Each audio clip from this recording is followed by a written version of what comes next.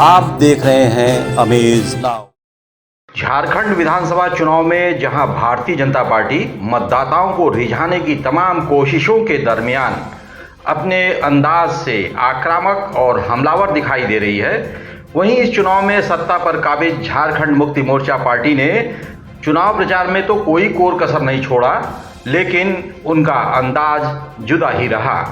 कभी भी आक्रामक या हमलावर नहीं दिखे अपनी विपक्षी पार्टियों पर। इसकी एक बानगी हम आपको आज दिखाते हैं अपने बातचीत की रांची स्थित झारखंड मुक्ति मोर्चा के प्रदेश उपाध्यक्ष सुप्रियो भट्टाचार्य से झारखंड मुक्ति मोर्चा के प्रदेश कार्यालय परिसर में। हमने सभी मौजूद मुद्दों पर बात की और सभी का जवाब सुप्रियो भट्टाचार्य ने बड़े ही शांति, समझ और सरलता से दी। सभी पार्टियां अपने अपनी तैयारी कर रही हैं। उसी क्रम में जेएमएम जो इस समय रूलिंग पार्टी के रूप में है, उसकी भी अपनी तैयारी चल रही है। क्या तैयारी चल रही है? तैयारी चुनाव को लेकर बहुत विशेष हम लोगों का नहीं रहता है, क्योंकि हमारा जुड़ाव 24/7 365 डेज। हम मतलब सीधे लोगों के साथ हर दिन के संपर्क में रहते हैं, क्योंकि हमारा ये राज्य जो है, हमने अपने बहुत सारे साथियों के शहादत के बाद, उनके त्याग के बाद इसको पाया। कोई हमें खैरात में या उपहार में तो मिला नहीं। इसलिए हम लोगों का कोई विशेष तैयारी करना है कि चुनाव के लिए कुछ नया चीज लेके आना है। जन सरोकार की बात है, जो जन आकांक्षाएं हैं उनकी जरूरत के साथ खड़ा रहना। मुख्यमंत्री सोरेन साहब के जेल जाने से पहले और लौट के आने के बाद, जमानत में छूटने के बाद, क्या तस्वीर कुछ बदली है? देखिए, जेल तो हम लोगों का एक पड़ाव होता है। हम लोग तो हमारे जो गुरुजी हैं शिबू सोरेन जी, कई बार जेल यात्रा की है। लेकिन दोनों में अंतर था। इस बार देखिए, नहीं, भ्रष्टाचार नहीं, एक षड्यंत्र का था। आपने हाई कोर्ट में देखा ही होगा, हाई कोर्ट का जो निर्णय आया, उसमें तो प्रथम दृष्टया यही कहा गया कि कहीं से कोई मामला बनता ही नहीं। तो ये पूरी तरह से षड्यंत्र था, ये कोई भ्रष्टाचार नहीं। वो तो उनके लिए एक बहाना था यह कि आदिवासी आवाज को समाप्त कर देना। कोई युवा आदिवासी कैसे साफ कपड़े पहनकर कोई गाड़ी में बैठकर सचिवालय जाए, ये उनको बर्दाश्त नहीं है, जो यहाँ के शोषक तत्व है। उसी की यह मूलतः लड़ाई लगता है कि जो जेल यात्रा हुई उसके बाद इसमें फायदा होगा पार्टी को। हम लोग उस तरह से नहीं देखते। हम देखते हैं कि हमारा संघर्ष और मजबूत हुआ है। लेकिन जनता को इस बात की नाराजगी रही है कि उनके साथ जो विकास कार्य की बातें हुई रही शुरू में, न तो कोई विकास हुआ, न रोजगार की कोई मुख खोला गया। नहीं, देखिए, हमने जो विकास किया है, ये आप कोरोना काल में, हमको लगता है कि जब सरकार बनी तो 2 साल हमने कोरोना काल में जो काम किया है, ये कोई सरकार नहीं कर पाई। कि हमने सबसे पहले हमारे यहाँ पर हमने अपने मजदूरों को, प्रवासी मजदूरों को, हमने देश के हर कोने से, चाहे वो लद्दाख हो, चाहे वो अंडमान निकोबार हो, हमने वहां से एयरलिफ्ट करवाया। इसके पहले मोदी जी बहुत बड़ी बड़ी बात कहते हैं कि हवाई चप्पल वाले को हवाई जहाज की यात्रा करवाएंगे, लेकिन आज तक नहीं करवा पाए। हमने वो करके दिखाया। तो ऐसे कई माइलस्टोन है। उसके बाद हमने उसी वक्त में जो मतलब जीवन के साथ जीविका को जोड़ा।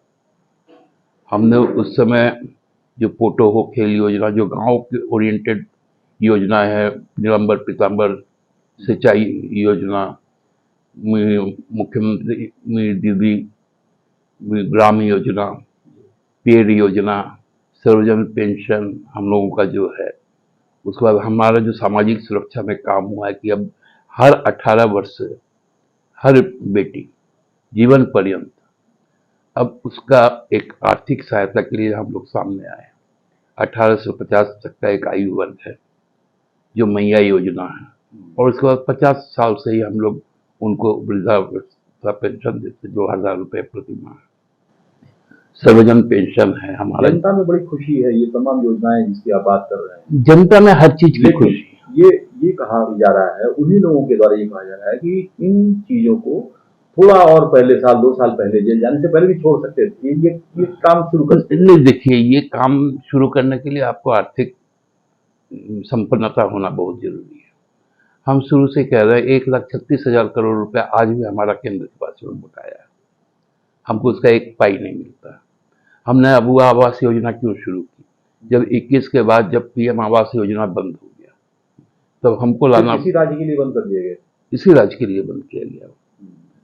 तो उसके बाद हमको अपना अबू आवास योजना लाना था, तो हमको 1 साल के लिए उसको फंड को हमको जनरेट करना था। तो ये कई चीजें एक के बाद एक, क्योंकि आप बिना सामर्थ्य के तो कुछ कर नहीं सकते। आपकी सहयोगी पार्टियों का क्या हाल है, खासतौर से कांग्रेस और आरजेडी? वो हमारे साथ है और हमारे साथ काम कर रहे हैं, उसका उनको प्रत्यक्ष लाभ भी हो रहा है, क्योंकि लोगों के बीच में उनकी भी विश्वसनीयता बढ़ी है हमारे कारण। कहा तो ये जा रहा है आरजेडी को जितने तन्मयता से, जितनी गर्मजोशी से हाथ मिला के आगे चलना चाहिए या साथ चलना चाहिए, वो नहीं चल पा रहे। देखिए, वो उनका सांगठनिक मजबूरी है। वो सांगठनिक स्तर पर जितना चल सक रहे हैं उतना ही चल पाएगा। हाँ, बिहार में वो बहुत अच्छे तरीके से चल रहे हैं, वहाँ पर हम उनके बराबर पर तो नहीं है, लेकिन हमारा भी संगठन है। उसी तरह हमारा मूल संगठन यहाँ पर है, तो हम यहाँ पर आगे बढ़ के काम कर रहे हैं। लेकिन हम बीजेपी ने आशू को अपने साथ रखा है, जेडीपीएसएस की तरफ भी आपका ध्यान है? नहीं, हमें और किसी की जरूरत नहीं है। हम तो अपने साथ जो इंडिया गठबंधन के कमिटेड लोग हैं, हम उनके साथ लोकसभा भी लड़े, और हम जब साथ चलते हैं तो फिर हम किसी और को नहीं तलाशते, जो जिसको तलाशना है हमें तलाश लेगा। इस चुनाव को ध्यान में रखते हुए, विधानसभा चुनाव को ध्यान में रखते हुए भाजपा ताल ठोक रही है, और वो उनका कहना है कि गद्दी इस बार जो है। नहीं, ये ताल ठोकने से नहीं होता है ना, उस ताल के अंदर में कुछ तो ठोस होना चाहिए ना। आप ढोलक बहुत जोर आवाज करता है लेकिन अंदर खाली रहता है, तो आप ढोल बजाओ, क्योंकि अंदर तो हवा है और हवा में चीजें ज्यादा गूंजती है। लेकिन हम लोग तो ठोस आदमी है, आप लकड़ी बजा कर दिखाओ, लकड़ी नहीं बजता है, आवाज बहुत कम आता है। क्या लग रहा है यहाँ पर, जिस तरीके से बिहार में नीतीश बाबू ने सुशासन का एक नारा दिया था, झारखंड में क्या सब कुछ सामान्य है? देखिए, नीतीश बाबू से हम लोग तुलना नहीं करेंगे, क्योंकि नीतीश बाबू भी जिस सामंती सोच के साथ में चल गए हैं और आगे चल रहे हैं। अभी आप देखिए, 4 दिन पहले ही जो आपका मतलब भीषण एक जो सामंतियों द्वारा दलित बस्ती में किया गया, 80 लोग मारे गए, पूरा गांव का गांव जला दिया गया, तो ये सामंती सोच के साथ नीतीश बाबू चल गए हैं। तो इसलिए नीतीश बाबू के साथ हम अपना तो तुलना कर नहीं सकते, हम तो उन्हीं तत्वों के खिलाफ चुनाव लड़ रहे हैं। झारखंड में सब कुछ सुशासन कहा जाए चल रहा है, निश्चित तौर पर लोगों में अमन चैन है, भाईचारगी है। एक तरफ हम आपका ध्यान दिलाना चाहेंगे,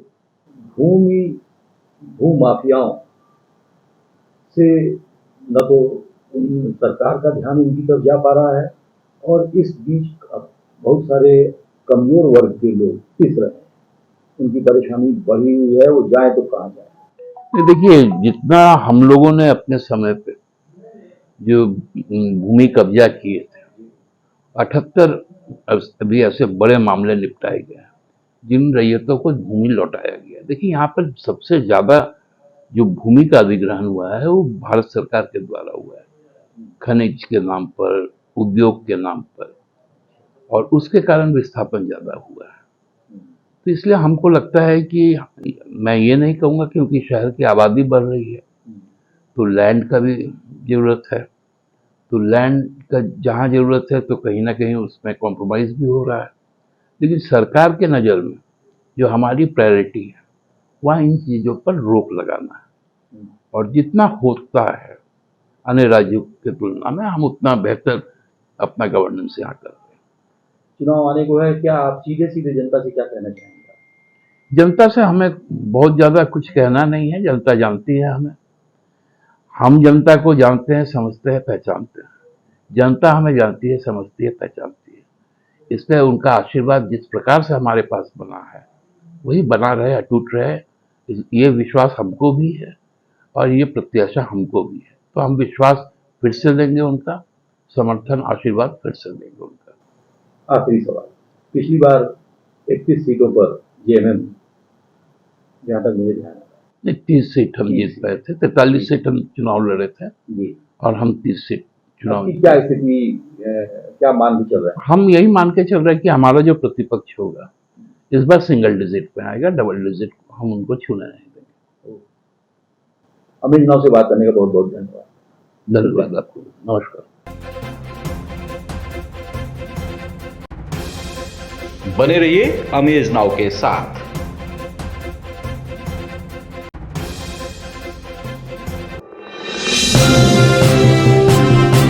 आप देख रहे हैं अमेज नाउ।